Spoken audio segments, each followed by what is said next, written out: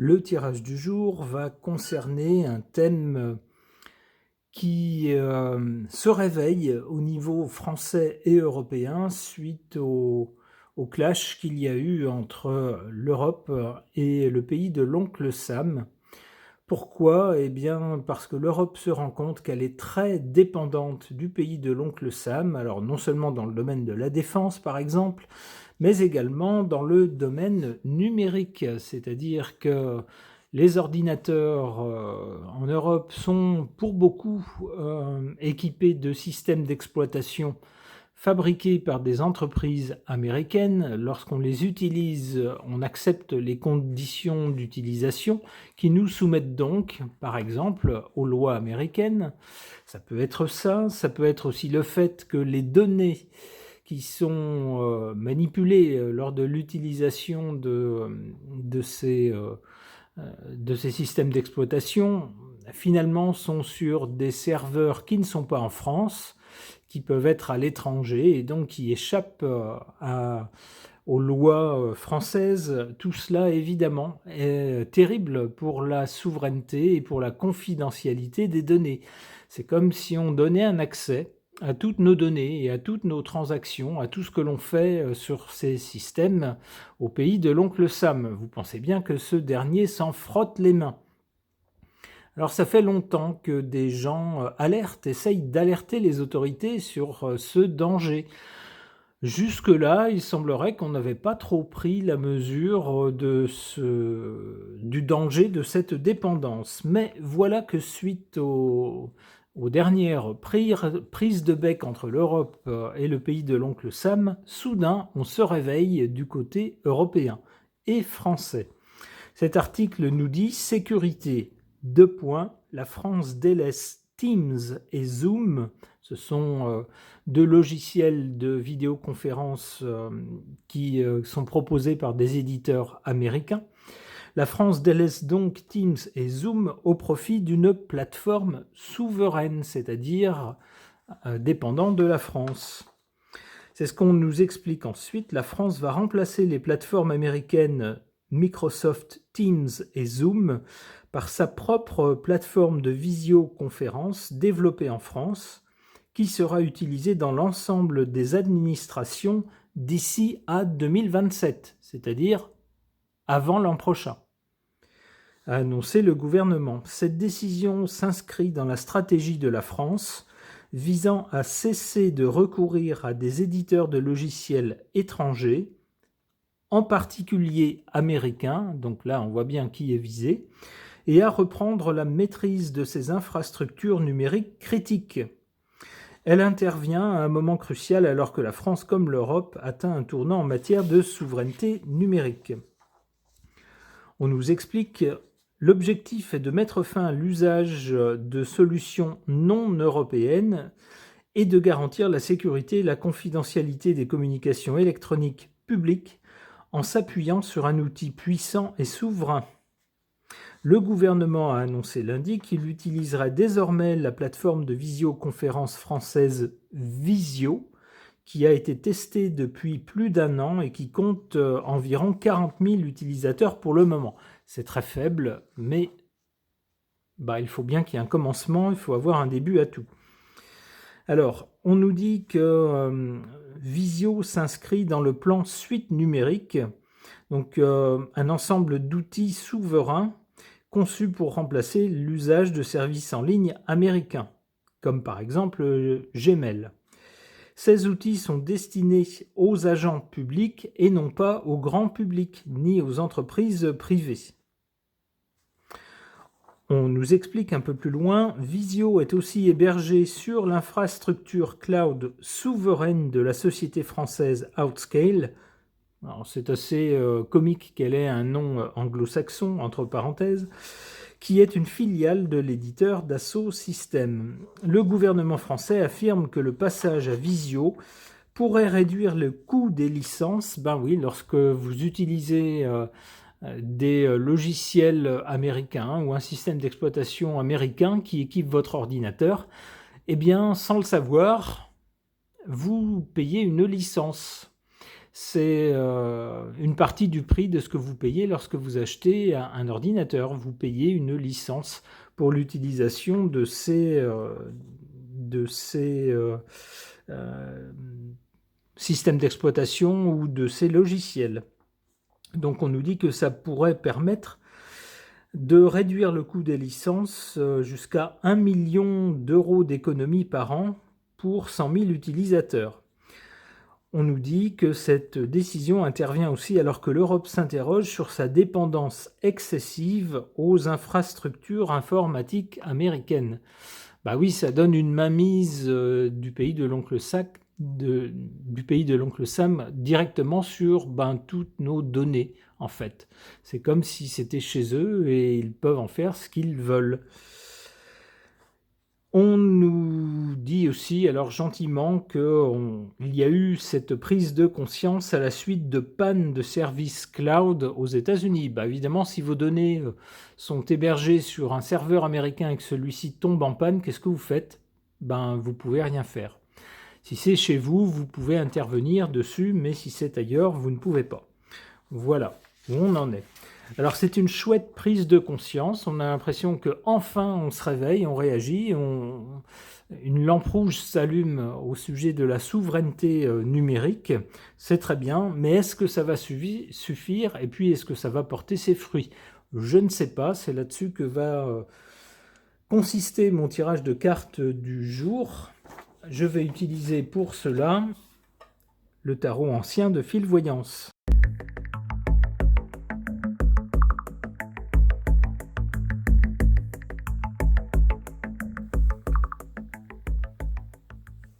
Du côté du passé, ou d'un passé récent sans doute, on a cette carte de l'amoureux. C'est-à-dire que par rapport à ces sujets de souveraineté numérique, on s'est posé la question. On a dû se dire au niveau européen, est-ce que ça vaut le coup d'investir alors qu'on a déjà de la peine à trouver de l'argent? Est-ce que ça vaut le coup d'investir dans des produits purement européens? Alors c'est pas rien, ça demande du temps, de l'argent, la souveraineté numérique, c'est pas impossible, mais c'est un grand chantier et puis ça se fait pas en 2 temps, 3 mouvements. Est-ce que ça vaut le coup? C'est sans doute ce à quoi on a réfléchi pas mal. Peut-être a-t-on hésité en se disant le pays de l'oncle Sam, c'est un pays ami, ils nous feront jamais des crasses. Apparemment, on a pris conscience avec la brouille récente que mieux valait aller dans le sens d'une souveraineté de ce côté-là aussi, c'était plus prudent. C'est ce qu'on voit avec la carte centrale du diable. Le diable nous parle d'argent, on en parlait dans l'article que je vous ai montré. D'abord, avoir ses propres logiciels, ses propres systèmes d'exploitation, ses propres plateformes d'hébergement des données, ça permet d'économiser de l'argent parce qu'on n'a pas quelque chose à payer à un hébergeur ou un fabricant à l'extérieur, on n'a pas de licence à lui payer, donc déjà ça permet d'économiser de l'argent. Et puis ensuite, avec le diable, il y a toujours une question de dépendance, d'obéissance, si vous voulez, on est un peu coincé avec le diable. Il y a un pacte. Eh bien voilà, ça permet de briser ce pacte lorsqu'on prend son indépendance. Du côté de l'avenir, on a la papesse. La papesse, c'est plutôt une bonne carte dans ce contexte. Ça nous parle de sagesse, d'intelligence, de choses qui sont décidées de façon rationnelle, de façon dépassionnée. On étudie les choses telles qu'elles sont, on étudie la situation, on étudie nos ressources, on étudie ce que ça peut nous coûter de mettre en place des choses qui sont purement européennes, le bénéfice qu'on peut en attendre, peut-être les inconvénients aussi. On va tout jauger et prendre des décisions en fonction de ce qui est le plus raisonnable, le plus rationnel. Alors avec la papesse, il y a aussi une idée, j'allais dire, un peu de secret, c'est-à-dire que toutes ces décisions seront sans doute prises à huis clos. On ne sera au courant que lorsque tout sera non seulement décidé, mais mis en route, fin prêt, et seulement à ce moment-là, on donnera le détail à la population. C'est ce que laisse penser cette carte de la papesse.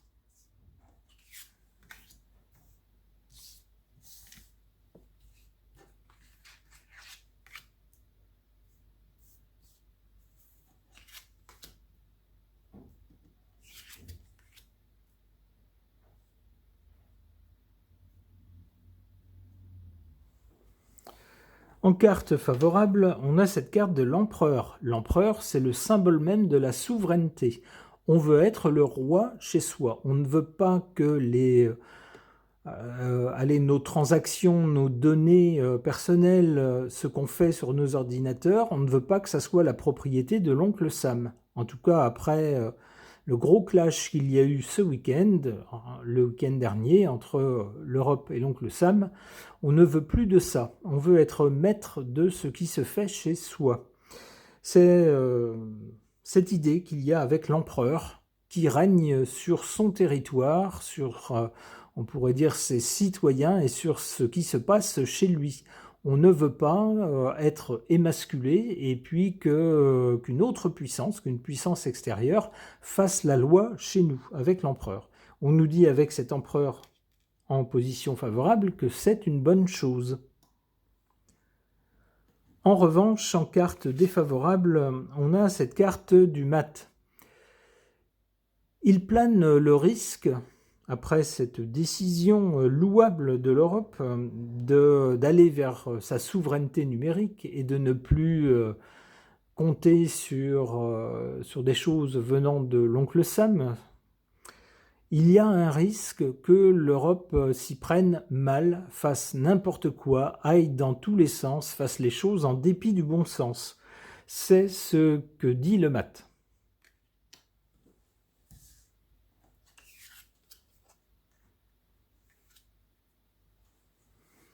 Alors, du côté de l'avenir, après la papesse, qui est plutôt une carte d'intelligence, de réflexion, de choses qui sont faites de façon rationnelle, raisonnable, on a cette carte de la tempérance. La tempérance pourrait nous dire que oui, on va mettre au point sans doute ce qu'il faut pour aller vers notre souveraineté numérique, mais que ça va pas être non plus l'hystérie contre tout ce qui vient de chez l'oncle Sam. On va prendre conscience qu'il y a un danger lorsqu'on utilise des choses qui viennent d'un autre pays. Bien sûr, ça donne automatiquement un droit de regard de cet autre pays sur ce qu'on fait sur nos ordinateurs. Mais finalement, c'est quelque chose qui se passe depuis plusieurs années. Alors, on va aller vers sans doute une souveraineté numérique européenne, mais avec la tempérance, pas d'hystérie non plus.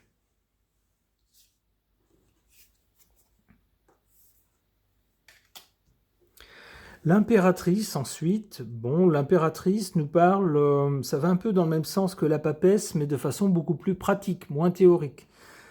Avec l'impératrice, sans doute va-t-on organiser les choses, sans doute avant d'en parler à la population et d'inciter la population à utiliser des plateformes, des systèmes d'exploitation, des logiciels européens et non pas d'autres pays.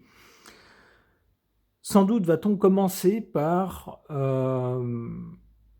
pousser les administrations, ou plutôt obliger les administrations, les ministères, etc., les institutions des pays européens, à ne plus utiliser des choses américaines, mais des plateformes, des systèmes d'exploitation, des logiciels européens, histoire d'avoir la souveraineté sur ce qui s'y passe.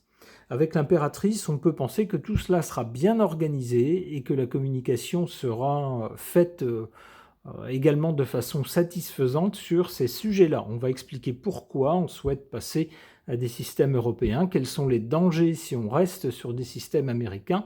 On peut penser que tout cela sera bien organisé avec l'impératrice. Et peut-être qu'ensuite, on fera une communication à destination du public pour qu'une fois que l'État sera passé à des systèmes assurant une souveraineté numérique, on incitera sans doute les citoyens à aller plutôt également vers la même chose. Alors bien sûr, ça sera à chacun de décider. Ok.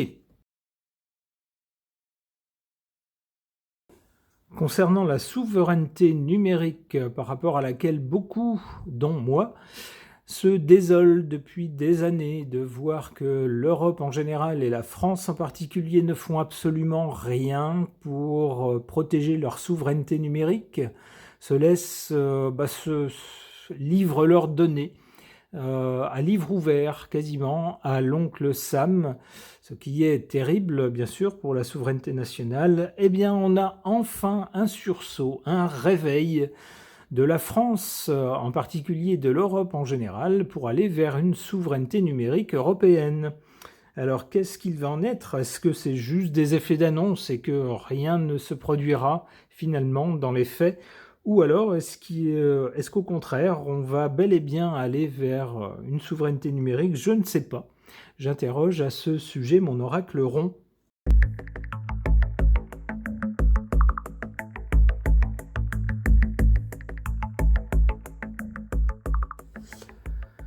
Alors, il y a au moins deux cartes très parlantes et très en rapport avec le sujet. La première, qui nous montre une prise électrique, il s'agit bien, en effet, à la base, d'essayer de débrancher l'emprise de l'oncle Sam sur tout notre espace numérique en Europe. En effet, nous utilisons des plateformes, des systèmes d'exploitation, des clouds, des logiciels américains, pour la plupart, pour l'immense majorité. Et évidemment, c'est comme si on offrait sur un plateau toutes nos données, toutes nos transactions à l'oncle Sam. Alors ça va bien tant que tout le monde s'entend bien, quoique, évidemment, ça fait tomber tout ce qu'on fait sous la loi américaine. C'est pas forcément une bonne chose lorsqu'on veut être souverain, mais c'est encore pire lorsqu'on se fâche avec ce pays. Ça lui donne un sacré moyen de coercition. Donc, on réalise qu'il serait plus raisonnable d'être indépendant numériquement. Donc on essaye de débrancher l'oncle Sam, en tout cas pour son emprise numérique. Qu'est-ce qu'on voit ensuite? Un virus. Ah, mais voilà qui s'applique au monde informatique, effectivement. On peut voir cette emprise comme une sorte de virus, c'est-à-dire quelque chose d'extérieur et qui nous gêne, qui nous oblige à faire certaines choses, qui nous empêche d'en faire d'autres, et puis surtout qui voit ce qu'on fait, qui voit nos données et qui peut s'en servir à son profit. Alors, du côté de l'avenir, en tout cas dans un avenir proche, cette carte n'est pas forcément très bonne. On voit qu'on tourne en rond. C'est-à-dire, il faudrait être indépendant. Mais pour être indépendant, il faut en avoir les moyens. On n'a pas les moyens, donc on dépend de quelqu'un d'autre ou de l'extérieur. Même chose, si vous développez des outils indépendants sur du matériel qui est dépendant d'une puissance étrangère, vous tournez un peu en rond.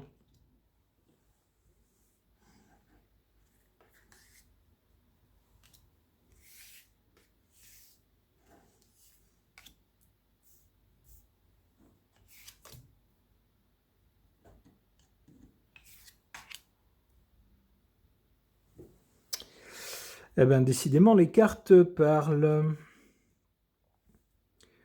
En carte défavorable, on a cette carte du club des 12 étoiles européens. Pourquoi en position défavorable? On peut penser que ce club n'a pas fait grand-chose. Se pensant main dans la main avec l'oncle Sam, ce club a rarement fait quelque chose de significatif pour protéger les données européennes. Eh bien maintenant, on s'en mord les doigts. On voit le problème qui se dessine et on se dit on aurait mieux fait d'y faire attention. Eh bien, c'est de la faute de cette organisation qui n'a pas réagi lorsqu'il aurait fallu réagir dans le passé. En carte favorable, on a cette carte du cadeau, c'est-à-dire que chercher sa souveraineté numérique, ça serait faire un sacré cadeau à toute l'Europe en fait, aux citoyens, aux entreprises, au gouvernement d'Europe. Ça serait dire on reprend la main sur tout ce domaine-là, pour lequel on restait à la traîne, on restait à la remorque, où on offrait sur un plateau tout ce qu'on faisait à l'oncle Sam. Et bien là, on reprend la main on reprend notre souveraineté sur tout ça. C'est un sacré cadeau.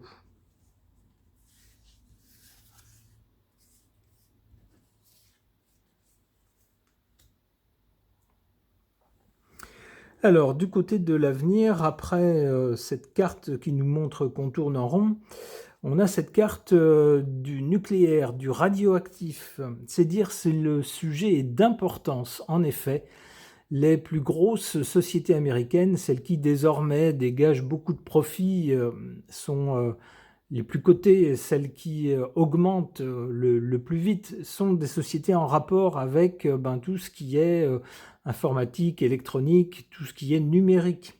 Le monde du numérique, maintenant, ça représente une sacrée part dans la richesse que développe l'oncle Sam. Alors, lui couper l'herbe sous le pied, lui annoncer qu'on va lui couper l'herbe sous le pied, c'est un sujet radioactif. Ça risque de faire quelques remous.